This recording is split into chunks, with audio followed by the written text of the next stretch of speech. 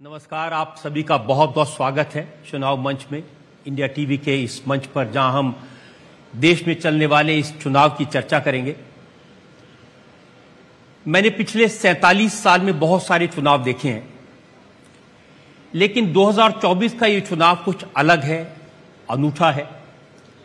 पहली बार देश में ऐसा चुनाव हो रहा है जिसमें सारा दारोमदार एक लीडर के कंधों पर है।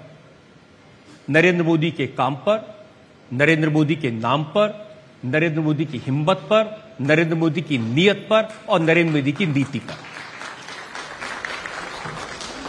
विरोधी दलों का सोच भी यह है कि मोदी को कैसे, विरोधी दलों ने एक अच्छी कोशिश की थी। उन्होंने एक अलायंस बनाया था।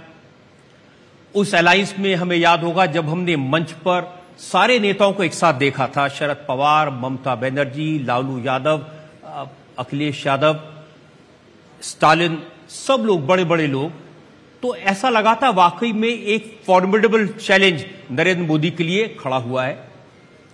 सबने तय किया था कि एक सीट पर एक उम्मीदवार को लड़ाएंगे बीजेपी के खिलाफ, तो लगा था वाकई में मुकाबला कड़ा होगा।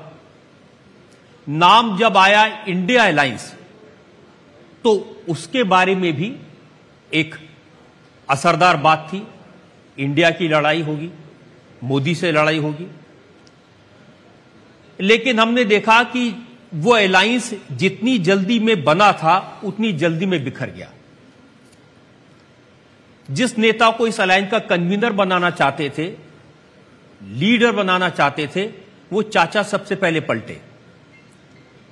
उसके बाद दीदी साथ छोड़ के चली गई। और फिर पिछले दिनों हमने देखा जो लेफ्ट पार्टी थी, जिनसे राहुल गांधी काफी प्रभावित थे, उनका और राहुल गांधी का, उनका और कांग्रेस की तकरार हमें केरल में देखने को मिली। पिनराई विजयन ने सीधा सीधा हमला किया। इंडिया अलायंस के एक पार्टनर ने राहुल गांधी के खिलाफ वायनाड में उम्मीदवार खड़ा कर दिया। कुल मिलाकर वो जो एक तैयारी की थी विरोधी दलों ने, वो बिखर गई।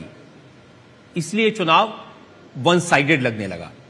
और तब नारा आया नरेंद्र मोदी की तरफ से 400 पार। लोग पूछते थे 300 तो आ जाएंगी, क्या 400 तक पहुंचेंगे? चुनाव के बारे में लोगों का यह मत सब जगह सुनाई देने लगा। और फिर नया हमला हुआ कि अगर नरेंद्र मोदी दोबारा आ गए तो देश में कभी चुनाव नहीं होगा, लोकतंत्र की हत्या कर देंगे, मोदी संविधान को खत्म कर देंगे। और उसमें लालू यादव ने जोड़ दिया कि आरक्षण समाप्त हो जाएगा। हमने देखा कि पहले फेज के कैंपेन के दौरान नरेंद्र मोदी थोड़े डिफेंसिव पर थे। वो बता रहे थे कि लोकतंत्र में उनकी कैसे आस्था है, संविधान का वो कैसा सम्मान करते हैं, बाबा साहब अंबेडकर के प्रति उनके क्या थॉट्स हैं।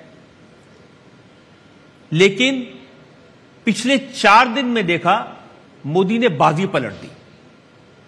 उन्होंने कांग्रेस पर सबसे बड़ा हमला किया। कांग्रेस के मैनिफेस्टो को लेकर 3 बड़ी बातें मोदी ने कही। पहली ये कि इस मैनिफेस्टो में कहीं ना कहीं 1936 के मुस्लिम लीग के एजेंडे की बू आती है। दूसरा, उन्होंने कहा कि कांग्रेस अपनी अपीजमेंट की राजनीति के लिए संपत्ति छीनकर लोगों की वो उन लोगों में बांट देंगे जो घुसपैठिए हैं, जिनके ज्यादा बच्चे हैं। उसका मतलब लोग समझ ही गए। और फिर तीसरी बात उन्होंने कहा कि आरक्षण किसी हालत में समाप्त नहीं होने देंगे। कांग्रेस की नीति है कि आरक्षण को खत्म करके दलितों का हक लेकर ये मुसलमानों को दे दिया जाए। अब इस पूरे मामले पर मोदी ऑफेंसिव पर है और जो विरोधी दल हैं वो डिफेंसिव पर है। इसलिए इंटरेस्टिंग हो गया इलेक्शन, और इसीलिए आज का चुनाव मंच भी और इंटरेस्टिंग हो जाएगा।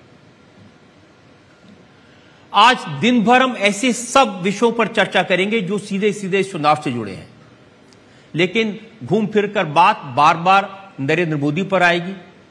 घूम फिर कर बात इस बात पर आएगी कि क्या मोदी जीतेंगे, 400 सीटें जीत पाएंगे, वो 400 सीटें क्यों जीतना चाहते हैं, क्या मोदी जीत जाएंगे तो विरोधी दलों के सारे नेताओं को जेल में बंद कर देंगे, क्या लोकतंत्र खत्म हो जाएगा, या फिर नरेंद्र मोदी जो कहते हैं कि वो 2047 तक भारत को एक विकसित राष्ट्र बनाने के लिए काम कर रहे हैं, क्या वो इसके लिए 400 सीटें मांग रहे हैं? इन सारी बातों पर आज दिन भर चुनाव मंच में हम विचार करेंगे। मैं आप सबका बहुत बहुत अभिनंदन करता हूं।